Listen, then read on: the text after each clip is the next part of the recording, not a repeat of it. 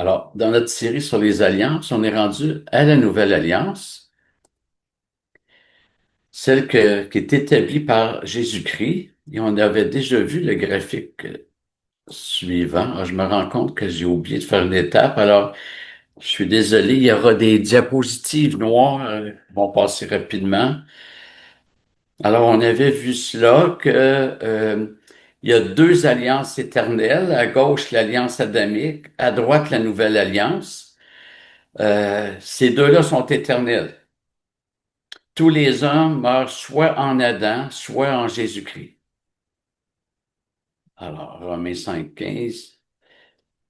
Mais il n'en est pas du don gratuit comme de la faute, car si par la faute d'un seul beaucoup sont morts, à plus forte raison la grâce de Dieu et le don qui vient de la grâce d'un seul homme, Jésus-Christ, ont-ils été abondamment répandus sur beaucoup. Et comme tous meurent en Adam, on est dans 1 Corinthiens 15, 22, comme tous meurent en Adam, de même aussi tous revivront en Christ. C'est peut-être pas la meilleure traduction.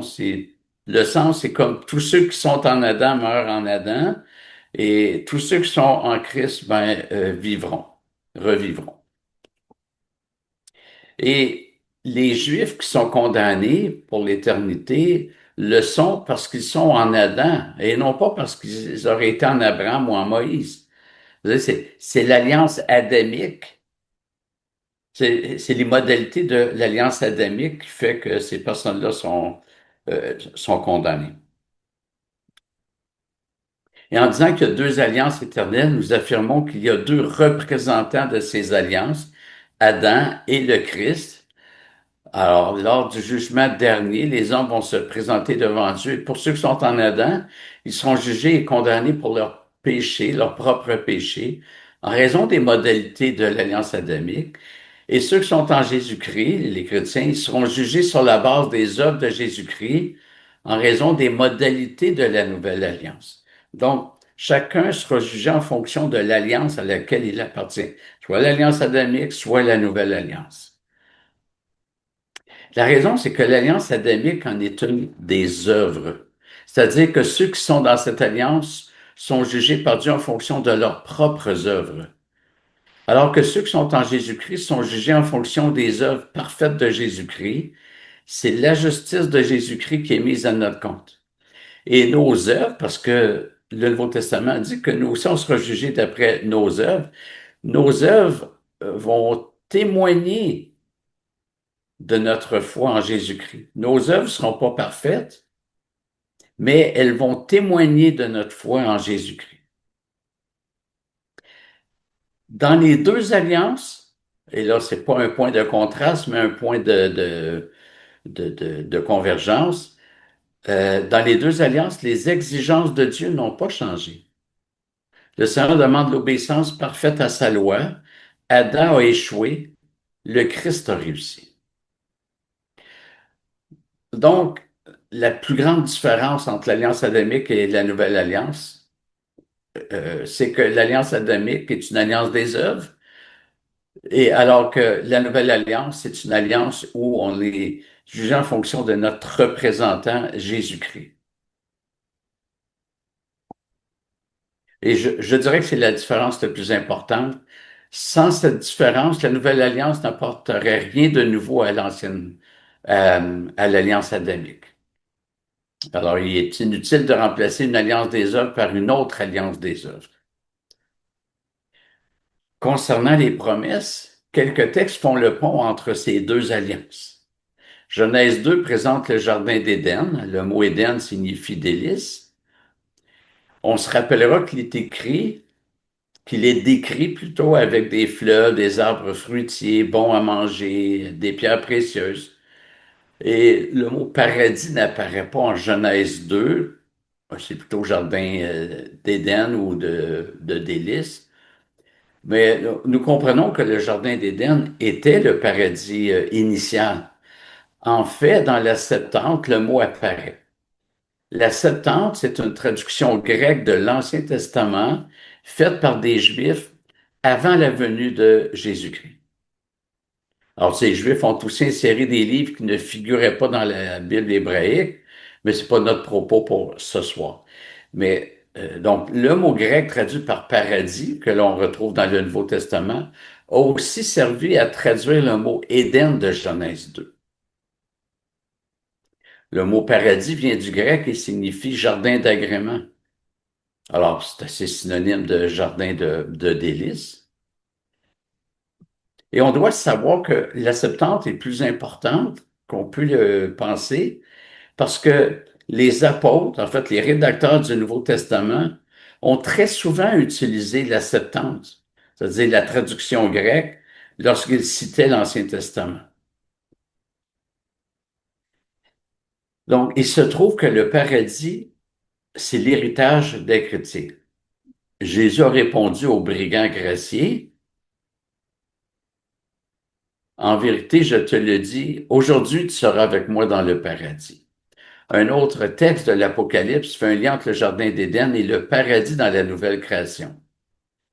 Que celui qui a des oreilles écoute ce que l'Esprit dit aux églises. Au vainqueur, je donnerai à manger de l'arbre de vie qui est dans le paradis de Dieu. Cela dit, il y a une différence de situation entre le Jardin d'Éden et le paradis eschatologique. Alors, il y a des points de ressemblance. Euh, dans les deux cas, c'est les jardins bénis, mais il y a un point de différence majeur. C'est que dans le Jardin d'Éden, il y avait le serpent, c'est-à-dire le diable, qui pouvait influencer l'homme et la femme. On sait ce qui s'est produit. Satan a séduit Ève pour qu'elle prenne du fruit défendu et qui, à son tour, a influencé Adam, qui en a aussi pris. Dans le paradis eschatologique, c'est-à-dire à la fin des temps, le serpent ne s'y trouvera pas puisqu'il sera un enfant. Et cela nous montre que dans l'alliance adamique, l'homme pouvait perdre sa communion avec Dieu. L'homme était faillible. Et donc, il y avait la communion avec Dieu avant de pécher, mais il pouvait la perdre. Après le péché, l'homme ne pouvait plus retrouver sa relation avec Dieu sur la base de l'alliance adamique. C'est pourquoi ça prenait une autre alliance. Un autre texte qui fait le lien entre l'alliance adamique et Jésus-Christ, 1 Corinthiens 15, 45, c'est pourquoi il est écrit, le premier homme, Adam, devint un être vivant, le dernier Adam est devenu un esprit vivifiant. Alors, Adam est devenu un être vivant. Il a reçu la vie, alors que Jésus, le dernier Adam, est un être vivifiant. C'est-à-dire, il est celui qui communique, qui donne la vie éternelle. Non pas une vie mortelle, mais une vie impérissable. Et on va voir maintenant deux textes qui montrent une comparaison saisissante qui établit un contraste entre Adam et Jésus-Christ. Après avoir placé l'homme dans un jardin paradisiaque, c'est-à-dire gorgé de fleuves, rempli d'arbres à manger et de pierres précieuses, il est dit, l'Éternel Dieu donna ce commandement à l'homme, tu pourras manger de tous les arbres du jardin, mais tu ne mangeras pas de l'arbre de la connaissance du bien et du mal, car le jour où tu en mangeras, tu mourras. Puis au chapitre 3, le serpent était le plus rusé de tous les animaux des champs que l'Éternel Dieu avait fait. Il dit à la femme, Dieu a-t-il réellement dit, vous ne mangerez pas de tous les arbres du jardin? La femme dit au serpent, excusez, nous mangeons du fruit des arbres du jardin, mais quant au fruit de l'arbre qui est au milieu du jardin, Dieu a dit, vous n'en mangerez pas et vous n'y toucherez pas, sinon vous mourrez. Alors le serpent dit à la femme, vous ne mourrez pas du tout. Mais Dieu sait que le jour où vous en mangerez, vos yeux s'ouvriront et que vous serez comme des dieux qui connaissent le bien et le mal. La femme vit que l'arbre était bon à manger, agréable à la vue et propre à donner du discernement. Elle prit de son fruit et en mangea. Elle en donna aussi à son mari qui était avec elle et il en mangea. Ève a été tentée par Satan et elle a mangé le fruit défendu. Adam a aussi mangé, il l'a suivi. Et nous devons garder en tête qu'Adam et Ève ont été tentés alors qu'ils pouvaient manger de tous les arbres du jardin, sauf celui de la connaissance du bien et du mal. Maintenant, en ce qui concerne Jésus, lui, il a été tenté dans une situation différente. Alors Jésus fut amené par l'Esprit dans le désert pour être tenté par le diable. Il jeûna 40 jours et 40 nuits, puis il eut faim. Le tentateur s'approcha et lui dit, si tu es fils de Dieu, ordonne que ces pierres deviennent des pains. Jésus répondit, il est écrit, l'homme ne vivra pas de pain seulement, mais de toute parole qui sort de la bouche de Dieu. Alors, le contraste des environnements souligne la difficulté de l'épreuve. Adam et Ève sont dans un jardin luxuriant, entourés de nourriture à profusion. Ils n'ont faim de rien, mais ils cèdent pourtant à l'envie de manger le seul fruit défendu. Ils ont échoué l'épreuve, la tentation. À l'inverse, Jésus est dans un désert aride. Après 40 jours de jeûne, il éprouve une faim physique réelle et extrême, mais refuse de transformer les pierres en pain.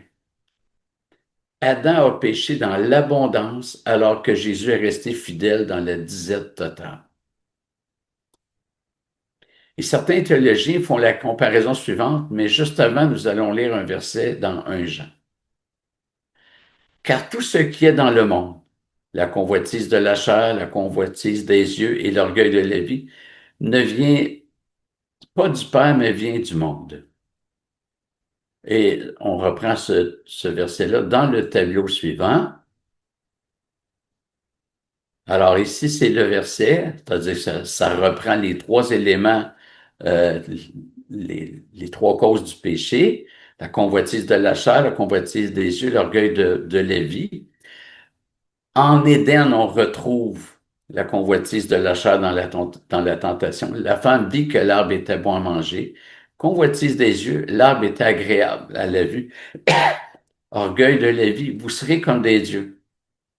Et Jésus, la convoitise de la chair, ordonne que ces pierres deviennent des pains. Convoitise des yeux, le diable lui montra tous les royaumes du monde, l'orgueil de la vie, jette-toi en bas pour prouver sa divinité. Alors, le contraste est énorme entre la tentation qu'Adam et Ève ont subie et celle que Jésus a subie. Mais les tentations étaient, euh, Hébreu dit que le Christ a été tenté comme, à tous égards comme nous, mais il n'a pas péché. Mais il a été tenté dans des conditions parfois plus difficiles que nous. Un autre parallèle entre la chute d'Adam et Ève et la résistance de Jésus face à la tentation, c'est que dans les deux situations, le diable a tordu les Écritures. La femme dit au serpent, mais quant au fruit de l'arbre qui est au milieu du jardin, Dieu a dit, vous n'en mangerez pas et vous n'y toucherez pas, sinon vous mourrez. Alors le serpent dit à la femme, vous ne mourrez pas du tout. Alors que le Seigneur avait clairement dit, tu ne mangeras pas de l'arbre de la connaissance du bien et du mal, car le jour où tu en mangeras, tu mourras. Donc Satan tord la Bible.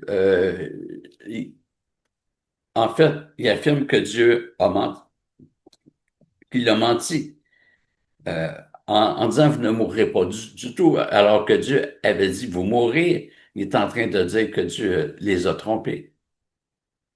Et quand Satan a tenté Jésus, il a aussi tordu les Écritures.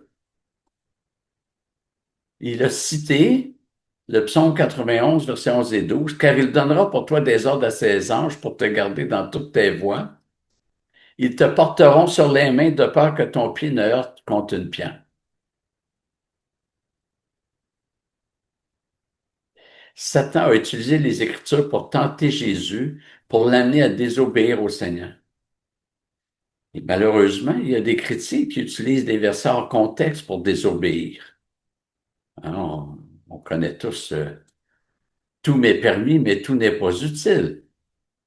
Ce verset est utilisé parfois pour dire on peut faire ce que l'on veut. C'est pas utile, mais c'est permis. Mais c'est oublier le sens du verset qui est démontré par la suite du verset. Tout m'est permis, mais tout n'est pas utile, mais je ne me laisserai pas asservir par quoi que ce soit. Donc, Satan manipule les Écritures pour dévier de leur obéissance ceux qui appartiennent au Seigneur. J'ai vu des personnes lire un livre de témoins de Jéhovah ou d'une secte ou aller sur un site Internet qui est trompeur puis dire, c'est biblique, il y a plein de versets. On peut, on peut rédiger un livre de mensonges avec plein de versets si on veut. Il faut juste tordre le sens. Ça ne prouve rien de citer des versets. Encore faut-il que ces versets-là soient pris dans le sens, dans l'intention voulue par Dieu. Alors, on va s'arrêter ici pour ce soir. Je vous remercie de votre attention.